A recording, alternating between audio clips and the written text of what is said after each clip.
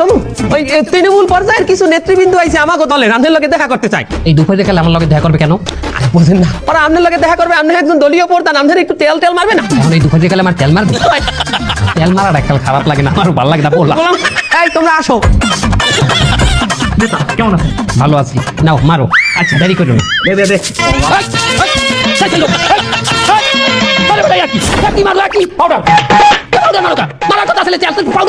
নেতা, দেশে তেলের সংকট না, তেল কোথাও পাওয়া যাচ্ছে না, এই জন্যই তো তেলের পরিবর্তে পাউডার মারতেছে।